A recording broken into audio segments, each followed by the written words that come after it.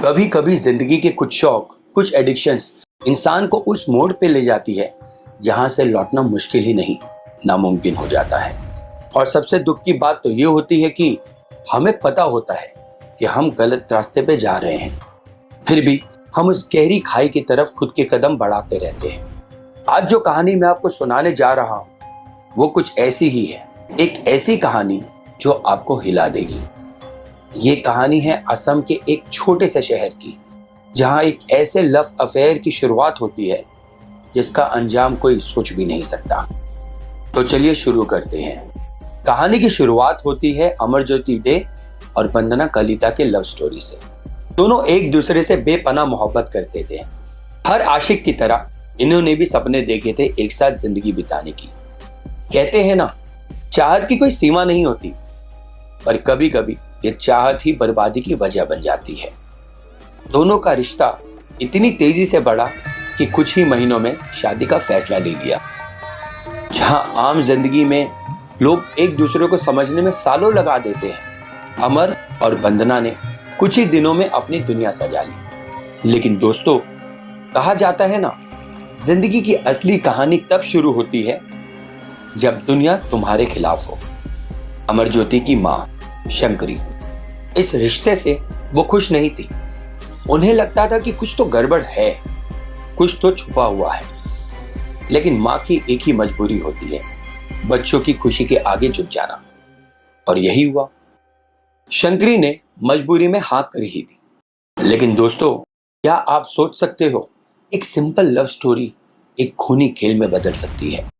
जहां दिल से दिल मिलने की बात थी, वहां एक दिन लाश मिल गई। ये किसने सोचा था? इस कहानी के आगे जो हुआ वो इतना खौफनाक है कि आपके होश उड़ जाएंगे। हर मोहब्बत की कहानी शाहजहां मुमताज नहीं होती।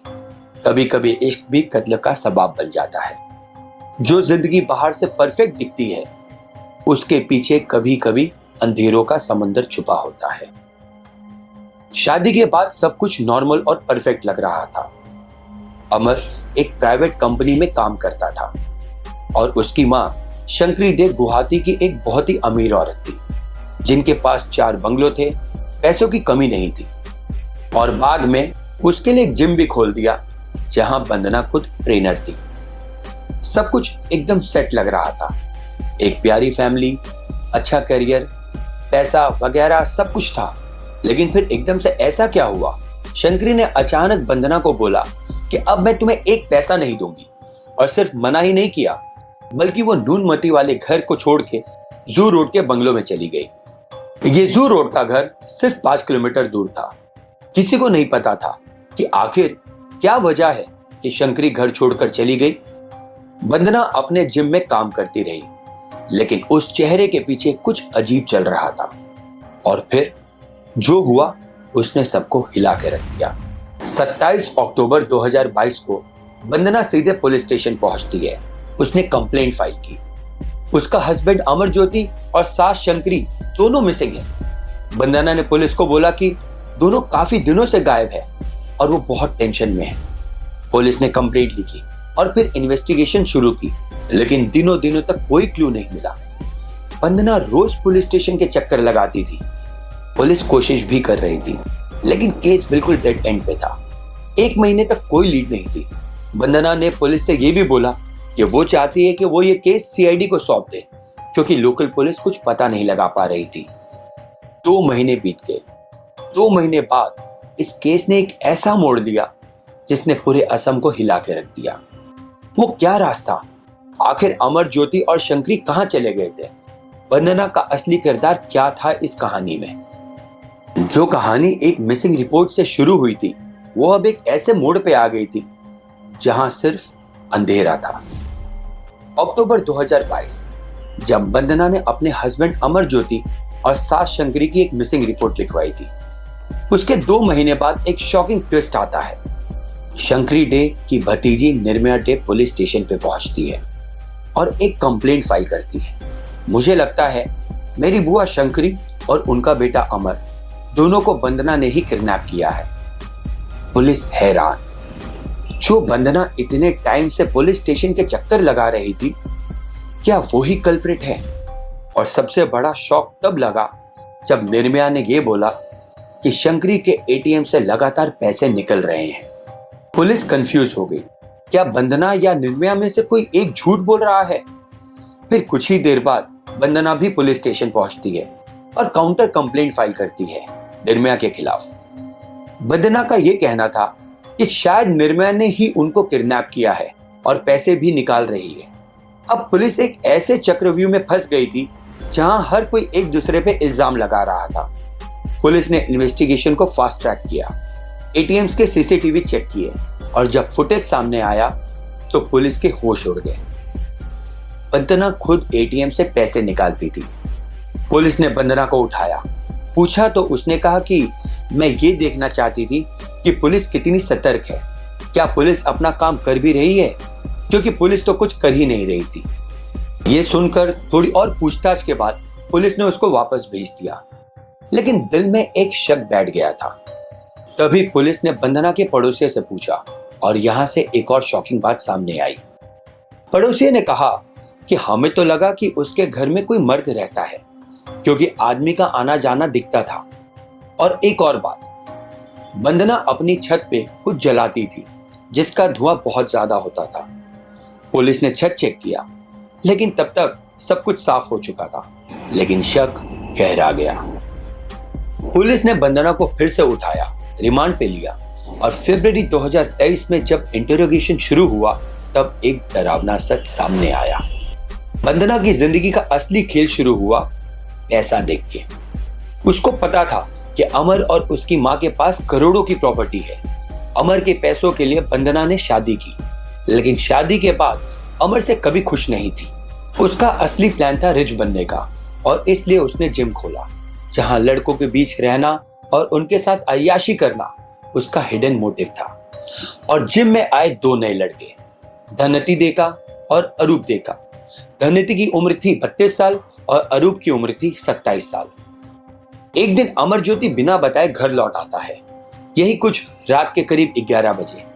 जैसे ही वो अपने घर आया, वहां पास पहुंचते ही उसकी नजर पड़ी एक टैक्सी पर जो घर के बाहर खड़ी थी। वो सोचता है कि ये टैक्सी यहां पर क्या कर रही है, वंदना तो बुलेट चलाती है, टैक्सी क्यों? फिर वो धीरे से घर के दरवाजे तक जाता है। दरवाजा अंदर से लॉक होता है। वो बेल नहीं बचाता क्योंकि वो देखना चाहता है कि अंदर क्या हो रहा है। खिड़की से झांकता है, लेकिन जो देखता है उसकी रगों में खून जम जाता है। वंदना अपने लवर्स धनति और अरूप के साथ कॉम्प्रोमाइजिंग सिचुएशन में होती है। अमर ज्योति की आंखों के सामने अंधेरा छा जाता है। वो सोचता है कि ये क्या देख रहा हूं मैं? जिस औरत से मैंने इतना प्यार किया, जिसके लिए सब कुछ किया, वो मुझे ऐसे धोखा दे रही है। उसका दिल टूट जाता है, उसकी रूह तक कांप जाती है।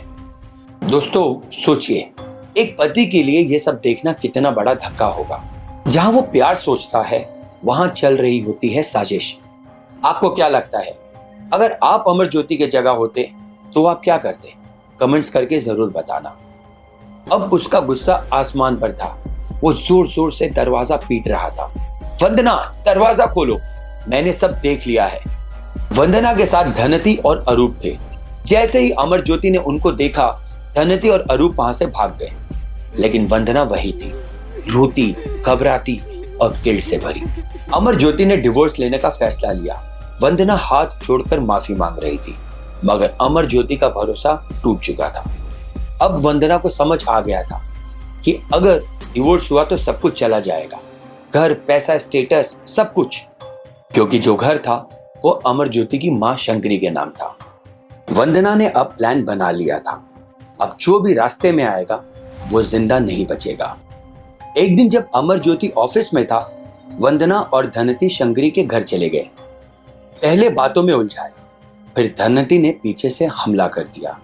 शंकरी बेहोश हो गई और उसके बाद गला दबा के दोनों ने मिलकर उसका मर्डर कर दिया। सिर्फ मर्डर ही नहीं, उनकी बॉडी को टुकड़ों में काटा और 3 बड़े बैग्स में डाला और घर के फ्रिज में रख दिया जैसे कोई नॉर्मल सामान हो।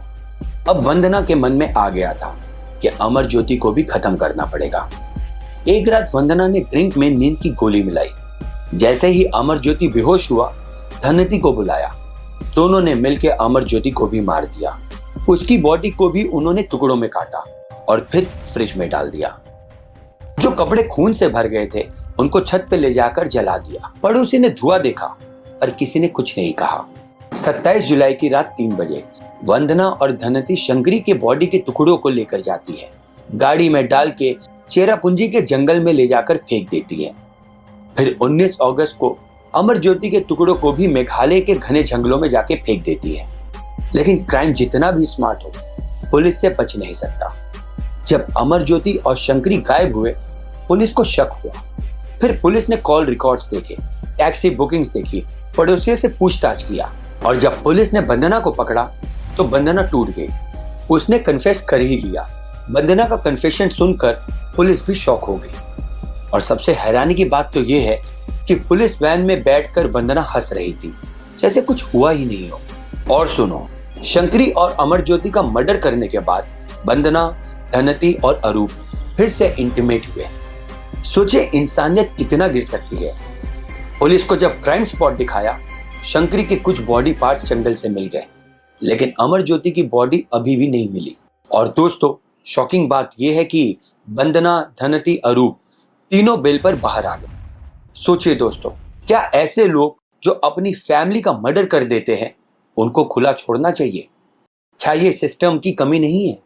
आपको क्या लगता है, क्या अमर ज्योति और उसकी मां को इंसाफ मिलेगा? अगर ये कहानी ने आपको चौंका दिया तो प्लीज लाइक करिए, इस कहानी को शेयर करिए और ऐसे ही सच्ची क्राइम कहानियों के लिए हमारे चैनल को सब्सक्राइब जरूर करें। मिलते हैं नेक्स्ट टाइम, नेक्स्ट वीडियो में। तब तक के लिए स्टे सेफ, स्टे अलर्ट। जय हिंद।